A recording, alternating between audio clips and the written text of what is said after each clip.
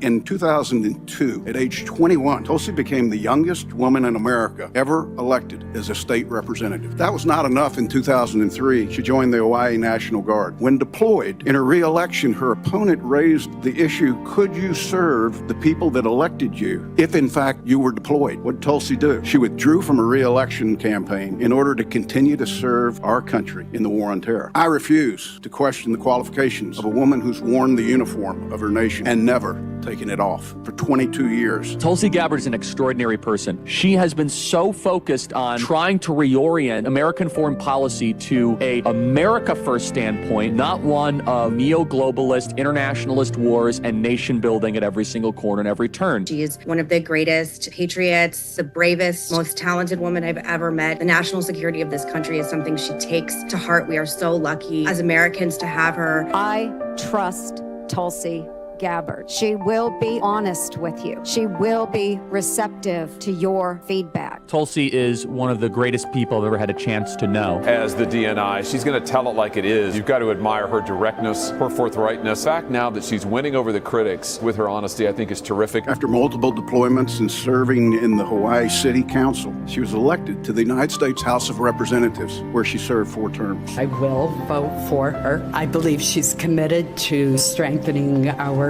national security. She served her city, her state, her country, while winning the support of the people she represented. At the ripe age of 43, Tulsi has the life experiences that match or exceed most members of Congress. I love her. She's like a legitimate, awesome person. She's very articulate, she's smart, and everybody just likes Tulsi Gabbard. She is highly qualified, and it is imperative to this country and to the administration that she gets over the line. What Tulsi Gabbard would represent is competence, honesty, forthrightness. She's critical. Her exceptional qualifications, coupled with a proven track record of leadership and an unwavering commitment to safeguarding our national interests, render her the unequivocal choice for this critical position. I know Tulsi will be fully committed to protecting all Americans during this pivotal moment in American history. And rest assured, Lieutenant Colonel Gabbard loves this country.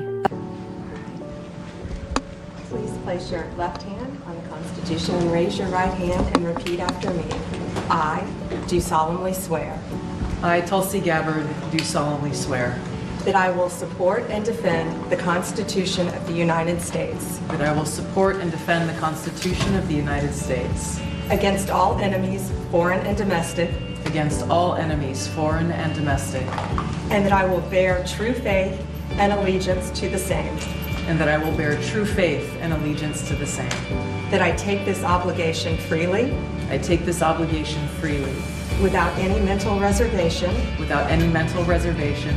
Or purpose of evasion. Or purpose of evasion. And that I will well and faithfully. That I will well and faithfully. Discharge the duties of the office on which I am about to enter. Discharge the duties of the office on which I am about to enter. So help me God. So help me God. Congratulations.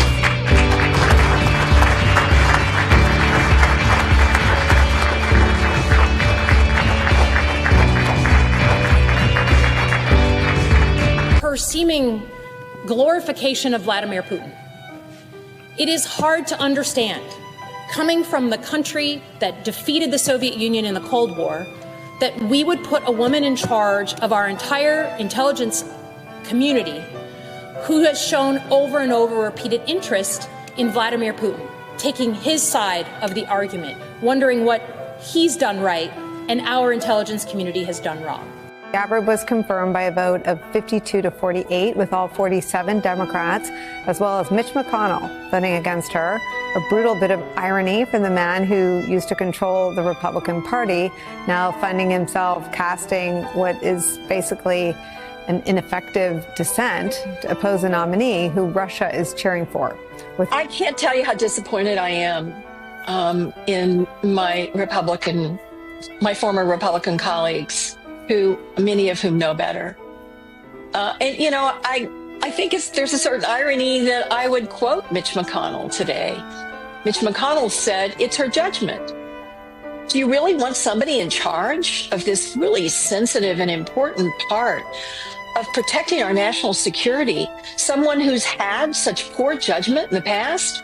I mean, all these people claim they've, whether it's RFK saying now he's okay with vaccines, or whether it's Kash Patel, trying to convince people that he hasn't said that he wants to tear down the FBI building and make it a museum.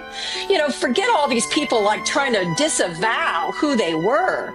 This shows her lack of judgment. And Lisa Murkowski knows that. Susan Collins knows that. Todd Young knows that. Bill Cassidy knows that.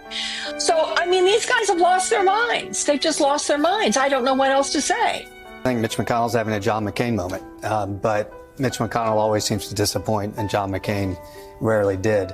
I think we can't overlook the real significant national security geopolitical story that happened this morning. And today was the day, not surprising, right? We knew all this was happening. Right. This is part of where MAGA is.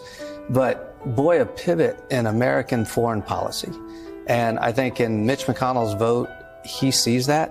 To Claire's point, all these other senators see it as well. They just collapsed and fell in line. But in terms of our own national security and in terms of pivoting America's posture on the world stage, today was a heavy, heavy day just a few weeks into the Trump administration. I'm about 4 years beyond being able to be disappointed by the Republicans, because I think this is who they've become. Let me ask you, I think most of them know better. There are a couple who maybe seem to not, but the vast majority of them know better. So they decided to do this. Why? Because Donald Trump won in a more convincing fashion than most people anticipated.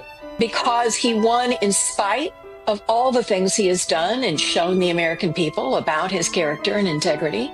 Because their party, the base of their party, is enthralled with this man. Some of the people I mentioned have elections coming up in states that they could easily be defeated in a primary by a pro-MAGA Republican. So I think it's this primary coming up for many of them, and the pressure they feel that their party has been, basically the party they knew has disappeared in terms of issues like how we treat our enemies like Russia. So politics, which is what I thought, and that's just pathetic. It's like shining your shoes on the deck of the Titanic. Susan Collins wants to make sure her, heels don't get stubbed if she's going down underwater. It's absolutely, I thought that was the reason. I wasn't sure, but that's sick. They're there for 6 years so that every now and again they do the right thing for the country. That's I'm sure you're correct, but that's a tragedy. My commitment to the president, to you, and to the American people is this: I will do my very best to find the truth, no matter where it leads, and share that truth with President Trump, his advisors, and you in Congress, providing you with that unbiased, timely, and accurate intelligence as you make the tough decisions that'll impact the safety, security, and freedom of the American people. Now, before I close, I want to warn the American people who are watching at home.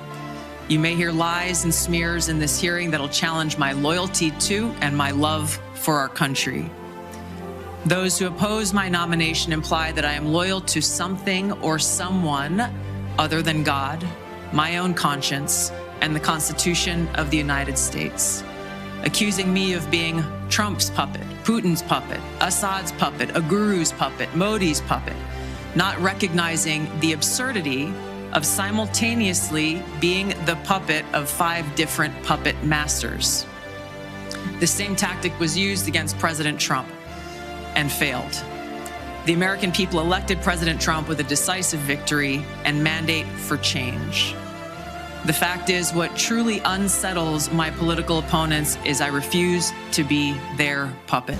I hate that we have leaders who cozy up to Islamist extremists, minimizing them to so-called rebels. As Jake Sullivan said to Hillary Clinton, quote, Al-Qaeda is on our side in Syria. Well, Syria is now controlled by an Al-Qaeda offshoot, HTS, led by an Islamist jihadist who danced in the streets on 9/11. And who is responsible for the killing of many American service members. If confirmed as Director of National Intelligence, I will continue to live by the oath that I have sworn at least 8 times in my life, both in uniform and as a member of Congress. I will support and defend our God-given freedoms enshrined in the Constitution of the United States against all enemies, foreign and domestic, and I will bear true faith and allegiance to the same.